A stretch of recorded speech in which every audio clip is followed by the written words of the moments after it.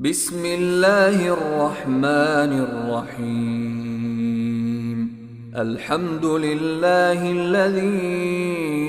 أنزل على عبده الكتاب ولم يجعل له عوجا قيما لينذر بأسا شديدا من لدنه ويبشر المؤمنين الذين يعملون الصالحات أن لهم أجرا حسنا ماكثين فيه أبدا وينذر الذين قالوا اتخذ الله ولدا ما لهم به من علم ولا لآبائهم كبرت كلمة تخرج من أفواههم إن يقولون إلا كذبا فلعلك باخع نفسك على آثارهم إن لم يؤمنوا بهذا الحديث أسفا إنا جعلنا ما على الأرض زينة لها لنبلوهم أيهم أحسن عملا وإنا لجاعلون ما عليها صعيدا جرزا أم حسبت أن أصحاب الكهف والرقيم كانوا من آياتنا عجبا إذ أوى الفتية إلى الكهف فقالوا ربنا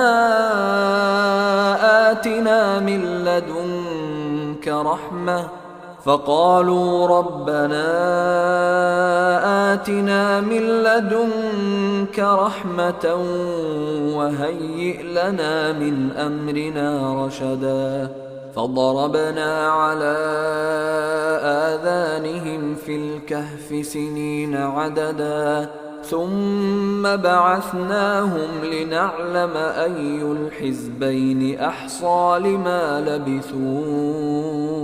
أمدا نحن نقص عليك نبأهم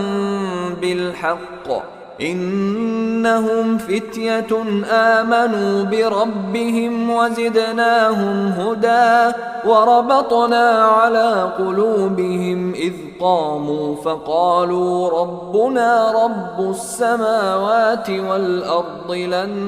ندعو من دونه إلها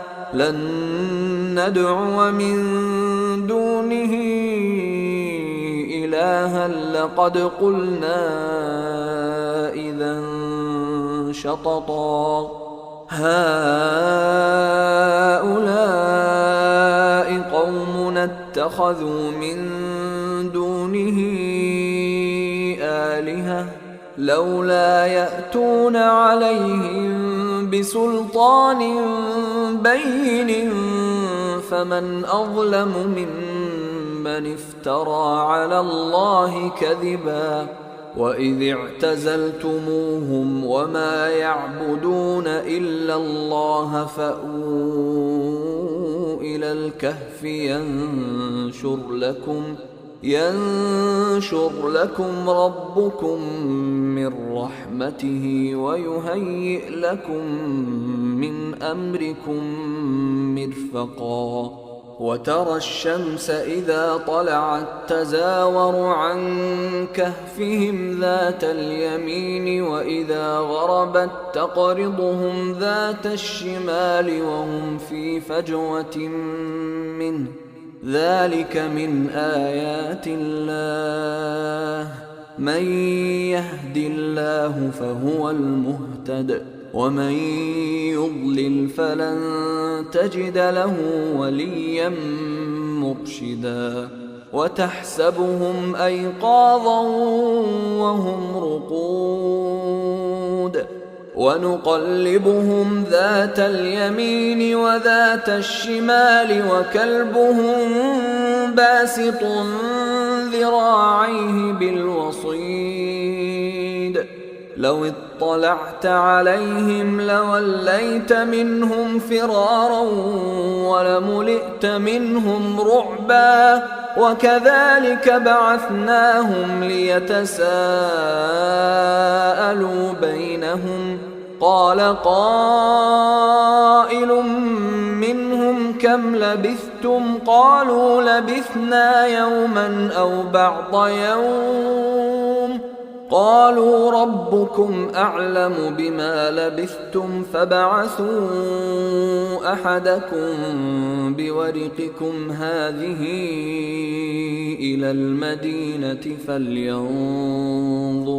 فلينظر أيها أزكى طعاما فليأتكم برزق منه وليتلطف ولا يشعرن بكم أحدا إنهم إن يظهروا عليكم يرجموكم أو يعيدوكم في ملتهم ولن تفلحوا إذا أبدا وكذلك أعثرنا عليهم ليعلموا أن وعد الله حق وأن الساعة لا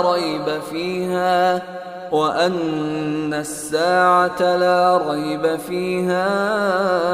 إذ يتنازعون بينهم أمرهم فقالوا ابنوا عليهم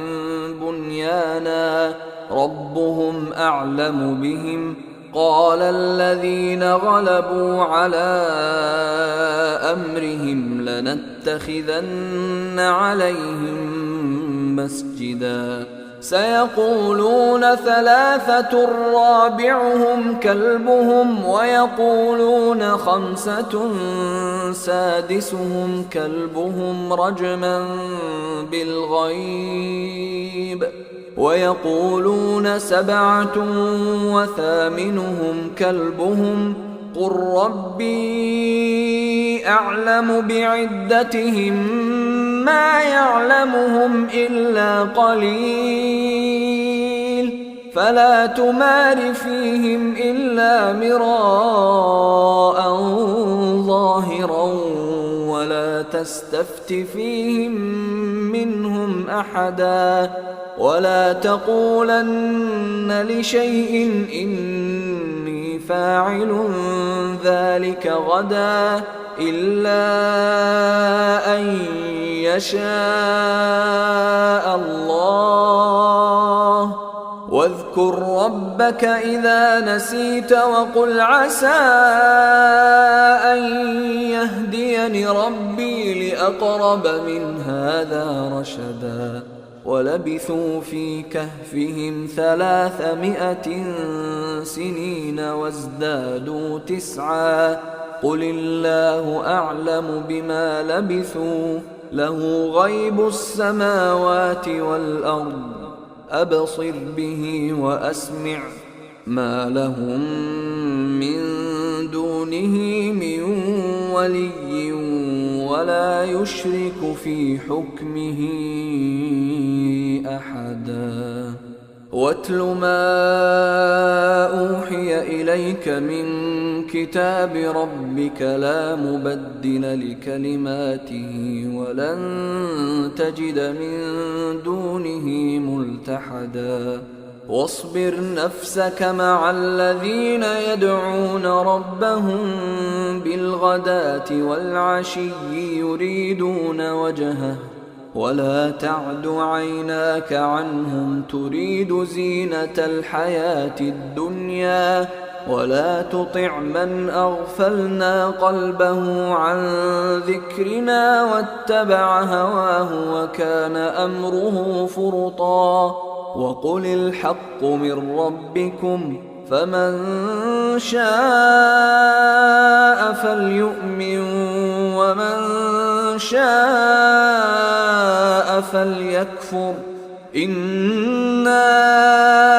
أعتدنا للظالمين نارا أحاط بهم سرادقها وإن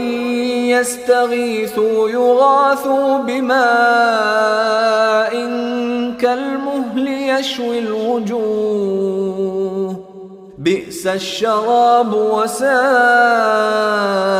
مرتفقا إن الذين آمنوا وعملوا الصالحات إنا لا نضيع أجر من أحسن عملا أولئك لهم جنات عدن تجري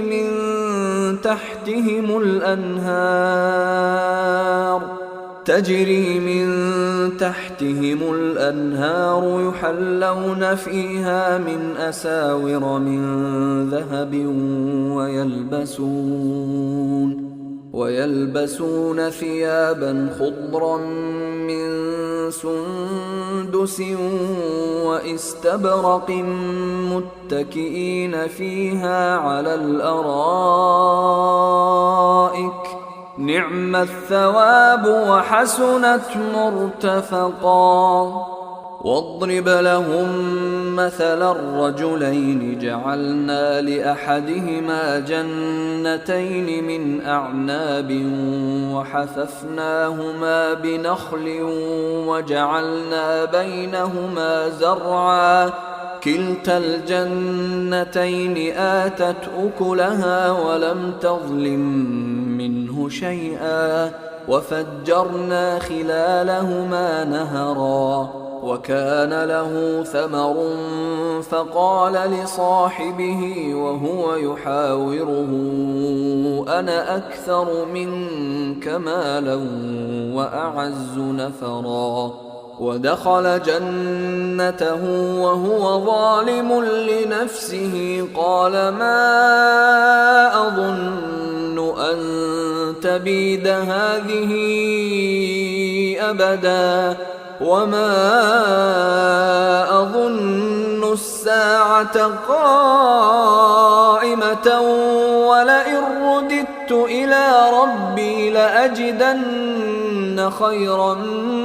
منها منقلبا قال له صاحبه وهو يحاوره أكفرت بالذي خلقك من تراب ثم من نطفة ثم سواك رجلا لكن هو الله ربي ولا أشرك بربي أحدا ولولا إذ دخلت جنتك قلت ما شاء الله لا قوة إلا بالله إن ترني أنا أقل منك مالا وولدا فعسى ربي أن يؤتيني خيرا من جنتك ويرسل عليها حسبانا من السماء فتصبح صعيدا زلقا أو يصبح ماؤها غورا فلن تستطيع له طلبا وأحيط بثمره فأصبح يقلب كفيه على ما أنفق فيها وهي خاوية على عروشها ويقول يا ليتني لم أشرك بربي أحدا ولم تكن له فئة ينصرونه من دون الله وما كان منتصرا هنالك الولاية لله الحق هو خير ثوابا وخير عقبا واضرب لهم مثل الحياة الدنيا كماء إن أنزلناه من السماء فاختلط به نبات الأرض فأصبح هشيما تذروه الرياح وكان الله على كل شيء مقتدرا. المال والبنون زينة الحياة الدنيا والباقيات الصالحات خير عند ربك ثوابا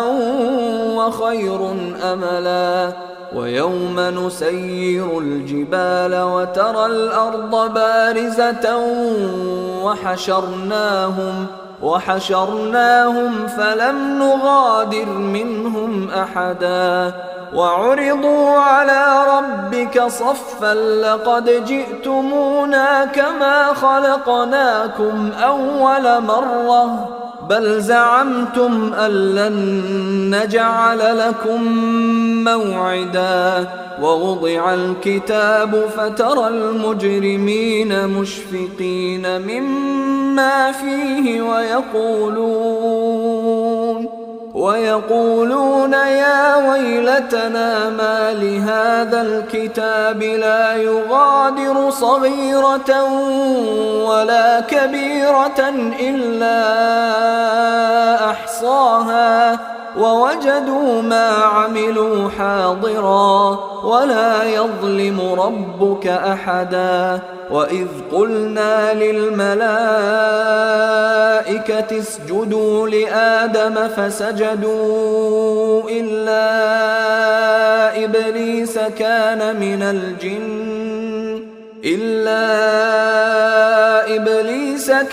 من الجن ففسق عن أمر ربه أفتتخذونه وذريته أولياء من دوني وهم لكم عدو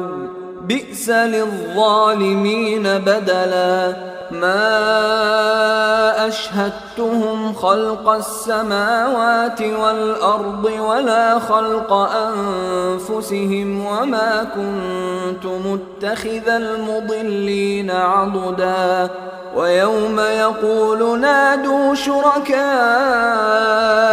الذين زعمتم فدعوهم فلم يستجيبوا لهم وجعلنا بينهم موبقا. ورأى المجرمون النار فظنوا أنهم مواقعوها ولم يجدوا عنها مصرفا. ولقد صرفنا في هذا القرآن للناس من كل مثل وكان الإنسان أكثر شيء جدلا. وما منع الناس أن يؤمنوا إذ جاءهم الهدى ويستغفروا ربهم إلا أن تأتيهم سنة الأولين أو يأتيهم العذاب قبلا. وما نرسل المرسلين إلا مبشرين ومنذرين ويجادل الذين كفروا بالباطل ليدحضوا به الحق واتخذوا آياتي وما أنذروا هزوا. ومن أظلم ممن ذكر بآيات ربه فأعرض عنها ونسي ما قدمت يداه إنا جعلنا على قلوبهم أكنة أن يفقهوه وفي آذانهم وقرا وإن تدعهم إلى الهدى فلن يهتدوا إذا أبدا. وربك الغفور ذو الرحمة لو يؤاخذهم بما كسبوا لعجل لهم العذاب بل لهم موعد لن يجدوا من دونه موئلا وتلك القرى أهلكناهم لما ظلموا وجعلنا لمهلكهم موعدا وإذ قال موسى لفتاه لا أبرح حتى أبلغ مجمع البحرين أو أمضي حقبا فلما بلغا مجمع بينهما نسيا حوتهما فاتخذ سبيله في البحر سربا فلما جاوزا قال لفتاه آتنا غداءنا لقد لقينا من سفرنا هذا نصبا قال أرأيت إذ أوينا إلى الصخرة فإني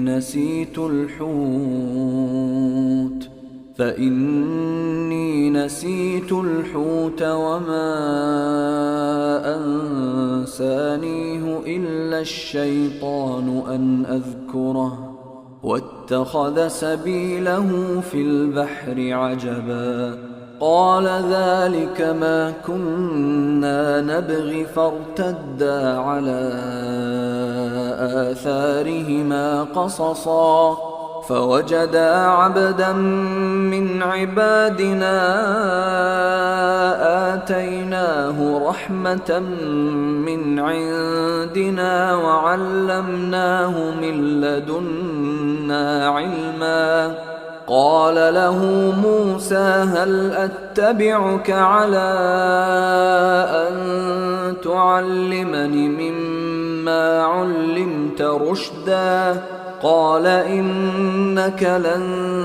تستطيع معي صبرا وكيف تصبر على ما لم تحط به خبرا قال ستجدني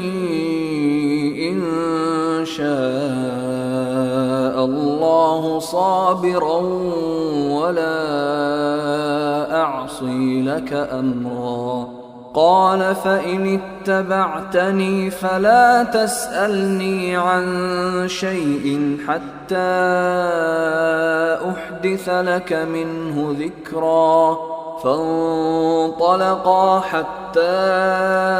إذا ركبا في السفينة خرقها قال أخرقتها لتغرق أهلها لقد جئت شيئا إمرا قال ألم أقل إنك لن تستطيع معي صبرا قال لا تؤاخذني بما نسيت ولا ترهقني من أمري عسرا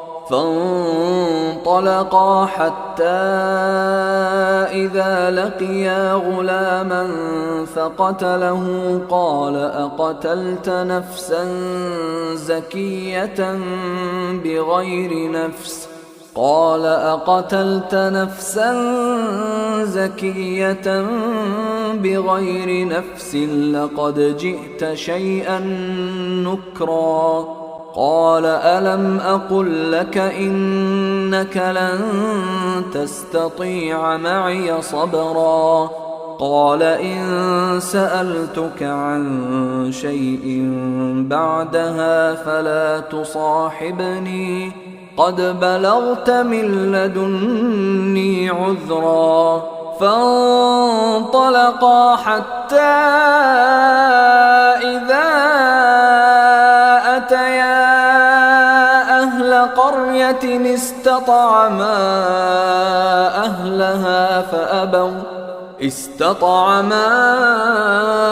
أهلها فأبوا أن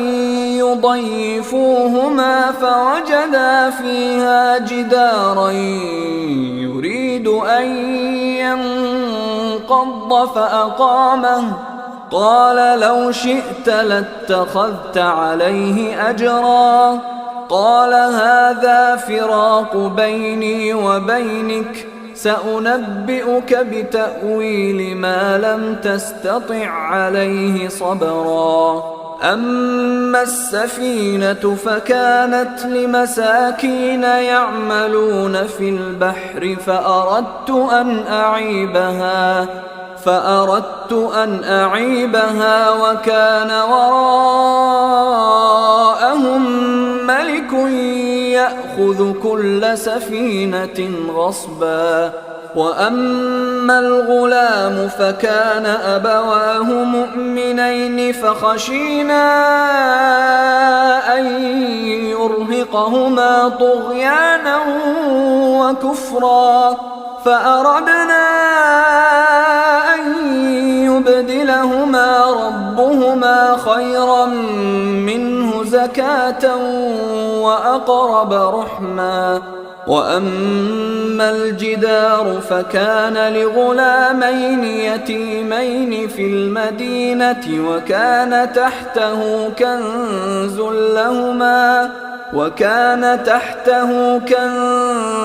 لهما وكان أبوهما صالحا فأراد ربك أن يبلغا أشدهما ويستخرجا كنزهما رحمة من ربك وما فعلته عن أمري ذلك تأويل ما لم تسطع عليه صبرا ويسألونك عن ذي القرنين قل سأتلو عليكم منه ذكرا إنا مكنا له في الأرض وآتيناه من كل شيء سببا فأتبع سببا حتى إذا بلغ مغرب الشمس وجدها تغرب في عين حمئة ووجد عندها قوما قلنا يا ذا القرنين إما أن تعذب وإما أن تتخذ فيهم حسنا قال أما من ظلم فسوف نعذبه ثم يرد إلى ربه فيعذبه عذابا نكرا وأما من آمن وعمل صالحا فله جزاء الحسنى وسنقول له من أمرنا يسرا ثم أتبع سببا حتى إذا بلغ مطلع الشمس وجدها تطلع على قوم لم نجعل لهم من دونها سترا كذلك وقد أحطنا بما لديه خبرا ثم أتبع سببا حتى إذا بلغ بين السدين وجد من دونهما قوما لا يكادون يفقهون قولا قالوا يا ذا القرنين إن يأجوج ومأجوج مفسدون في الأرض فهل نجعل لك خرجا على أن تجعل بيننا وبينهم سدا قال ما مكني فيه ربي خير فأعينوني بقوة أجعل بينكم وبينهم ردما آتوني زبر الحديد حتى إذا ساوى بين الصدفين قال انفخوا حتى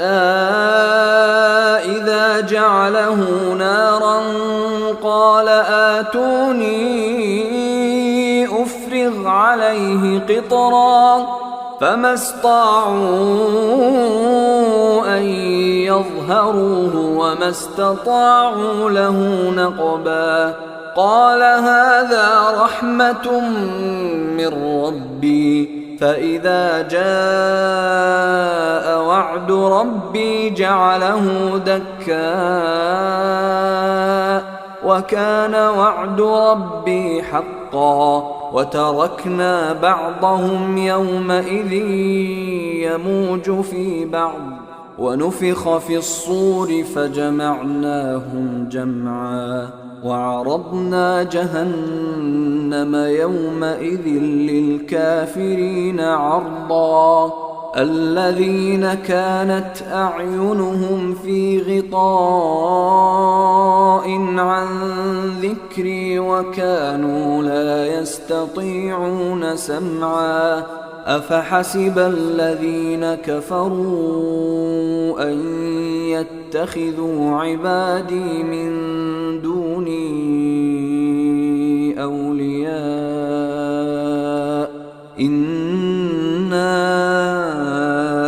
أعتدنا جهنم للكافرين نزلا قل هل ننبئكم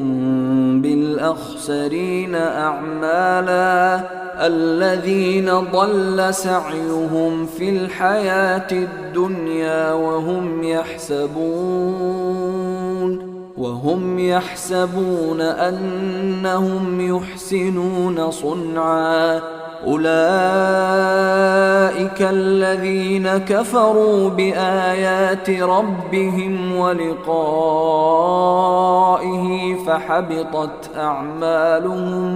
فحبطت أعمالهم فلا نقيم لهم يوم القيامة وزنا ذلك جزاؤهم جهنم بما كفروا واتخذوا آياتي ورسلي هزوا إن الذين آمنوا وعملوا الصالحات كانت لهم جنات الفردوس نزلا خالدين فيها لا يبغون عنها حولا قل لو كان البحر مدادا لكلمات ربي لنفد البحر قبل